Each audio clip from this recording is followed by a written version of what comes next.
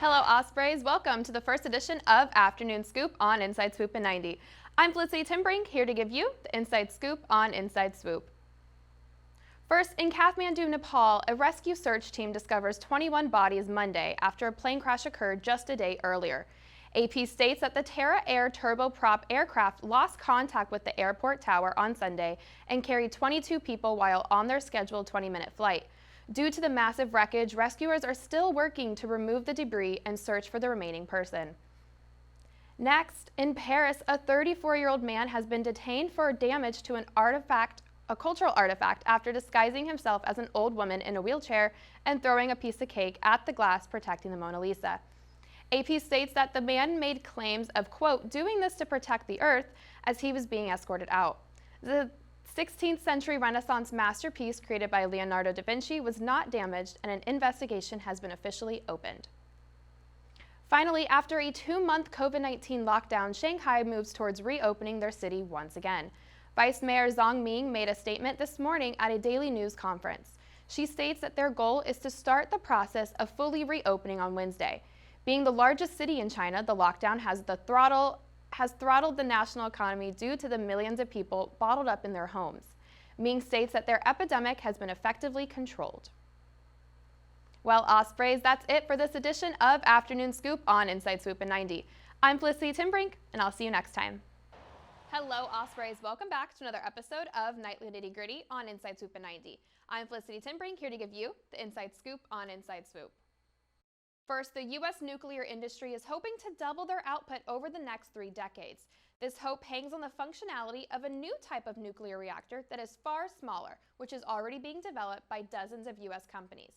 Although there are some obstacles, the president of the Nuclear Energy Institute is still confident with this choice on moving forward as the demand for carbon-free electricity rises. This possibility will be discussed at a conference in Washington Tuesday. Next, the prevention of local officials enacting rules that might suppress people's voting rights based on their race is now possible with the new law signed on Monday by New York's governor, making New York one of the first states to bring back the process of pre-clearance. This means that local governments or school districts that have a history of discrimination must now gain approval from state officials in order to pass certain voting policies. Finally, 2 Florida deputies who leaked news about actor Bob Saget's death before his family was alerted have been suspended. Orange County Sheriff's Office confirmed this Monday, stating that they would like to shine a light on the importance of informing next of kin before information is released to the public. The officers are facing 81 hours without pay. Well, Ospreys, thank you for joining me on this episode of Nightly Nitty Gritty on Inside Swoop and 90. I'm Felicity Brink, and I'll see you next time. Hey there, Ospreys. Welcome to this news edition of Inside Scoop, a news segment where we update you on what's going on. In light of the mass shooting in Uvalde, Texas, and Buffalo, New York, division over gun control continues. New data from the Gun Violence Archive, GVA, says since the Uvalde school shooting, there have been 33 mass shootings nationwide. President Biden has called on Congress to ban assault rifles or to raise the age from 18 to 21 and able to purchase them.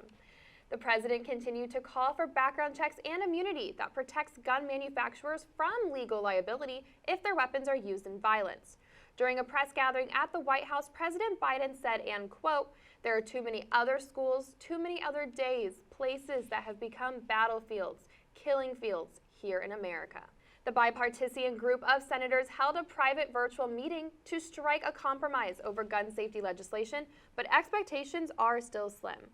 Friday, the Supreme Court made 2 major rulings, both which changed the course of abortion laws in our nation. The first court ruling was 5-4, upholding Mississippi's law of banning abortion past 15 weeks of pregnancy. The second ruling was 6-3 to overturn Roe v. Wade, which previously held that the Constitution protects a woman's right to choose an abortion. So, what does this mean and what's the significance? The Supreme Court's ruling states that the Constitution no longer upholds abortion rights, but rather gives elected officials in each state the power to create their own laws on abortion. Right now, the United States stands divided with varying reactions, from banning to protecting, and some still undecided. Now, where does this leave us? The nation's reaction to the ruling on Friday creates diversity and mixed feelings. AP reports that some companies and businesses, like the Walt Disney Company, will show their disapproval of the ruling by reimbursing or providing support to those who travel for an abortion to states that still have an open law. This ruling has also led to many clinics nationwide immediately putting an end to abortion procedures in order to avoid prosecution. Next, let's review some of the top story moments from this summer. Yes, we definitely had a lot of tragedy and chaos, so let's recap. Starting with the Supreme Court's major ruling that overturned previous landmark case Roe v. Wade. Back in June, the Supreme Court made a major ruling which changes the course of abortion laws in our nation. The ruling was 6-3 to overturn Roe v. Wade, which previously held that the Constitution protects a woman's right to choose an abortion. However, this ruling now states that the Constitution no longer upholds abortion rights, but rather gives elected officials in each state the power to create their own laws on abortion. This ruling led to a variety of reactions, creating riots and new state-based challenges. With the ruling placing rights in the hands of state government, many states enacted laws that prohibit abortion, starting at 6, 15, and even 24 weeks. Florida was set to enact a 15-week abortion law a week after the Supreme Court's ruling. However, due to health providers' claims and worries, Circuit Judge John C. Cooper temporarily blocked this law from taking effect on the basis of Article 1, Section 12 of the Florida State Constitution. This states the right to privacy. However, State Governor Ron DeSantis and his team immediately appealed the block, stating that the right to privacy does not include an abortion. Soon after, Florida's 15 abortion law went back into effect where it currently stands today. Hello, Ospreys. Welcome to the weekend weather edition of Inside Swoop in 90. I'm Felicity Brink here to give you this weekend's forecast. Starting with world weather, floodwaters threatened the homes of 85,000 people around Sydney on Wednesday as rivers started to recede. Australia has been rebuilding due to 4 major floods since last March. Prime Minister Anthony Albanese announced that federal funding would be available to flood victims on Thursday. Our prayers and hearts go out to these victims. Moving on to today's weather in the Jacksonville area, today is going to be mostly cloudy with a 60 to 70% chance of rain. Your high is going to be in the low 90s and lows in the mid 70s.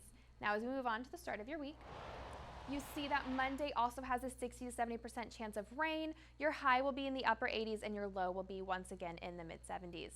As we wrap up, be sure to have an amazing weekend, Ospreys. Thank you so much for coming to Inside Swoop in 90 for your weekend weatherly needs. I am Felicity Brink, and I'll see you next weekend. Hello, Ospreys. Welcome to our remote edition of Inside Swoop in 90. I'm Felicity Brink, and we're here on location at the baseball ground of Jacksonville for today's Business Person Special. The Jumbo Shrimp are hosting the Norfolk Tides with the first pitch at 12:05. So coming out to the ballpark, take a break from the work week. Now on to the news. First, an update on the 4th of July mass shooting. Person of interest, now turned suspect Robert E. Crimo III, was charged Tuesday with 7 counts of murder after firing off more than 70 rounds in Highland Park, Illinois. Lake County Major Crime Task Force states that Crimo used a rifle he bought legally, and the shooting was planned. State Attorney Eric Reinhart states that if convicted, he will face a life sentence without parole. Next, the FDA issued an administrative stay Tuesday on the order it issued last month for vaping company Juul to pull its electronic cigarettes from the market. The FDA states that on Twitter, they will stay temporarily suspended the marketing denial order while it conducts further review by a federal appeals court. Now it is on hold while the court reviews the case. Finally, Wisconsin Supreme Court is set to decide Wednesday whether a sex trafficking victim accused of homicide can argue at trial to show their crime was directly related to their trafficking.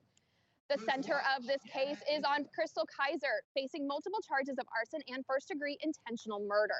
The defense argument is that under a 2008 state law, sex trafficking victims are absolved of any offenses resulted from being trafficked.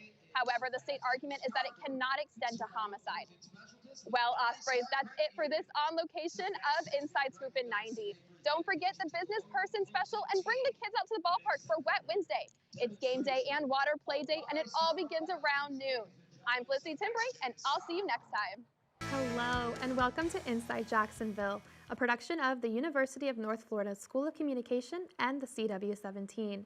I'm Felicity Brink. We're here each month with stories about life on the First Coast. Up first this month, Absent Angel clothing is fun, funky, and fresh. But here's the twist. They sell vintage clothes. Inside Jacksonville, Samantha Doherty dives into the vintage clothing market to show us what it's all about. Dr. Mortimer also states that being highly interactive is also very important.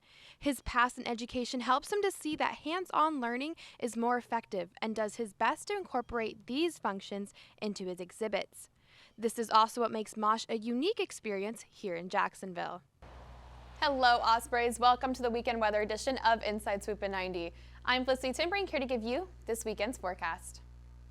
First up, authorities are expanding capacity at some cooling centers as temperatures draw near triple digits this week, breaking a heat wave duration record in the Pacific Northwest. Temperatures in Portland soar to 102 Tuesday, setting a daily record. The National Weather Service has extended the excessive heat warnings from Thursday to extend through Saturday. Moving on to today's weather in the Jacksonville area, today is going to be mostly clear with lows in the upper 70s. I don't see any chances of rain or storms this weekend, which is good. Beach day! And then we're going to have a high in the mid-90s as well. Moving on to the rest of your weekend, we're going to see that Sunday is going to be quite similar. Lows are going to be in the upper 80s once again, and then your lows are going to be in the low 90s. We are going to have a clear weekend once again, but your heat index will be up to 105, so be careful with that, Ospreys.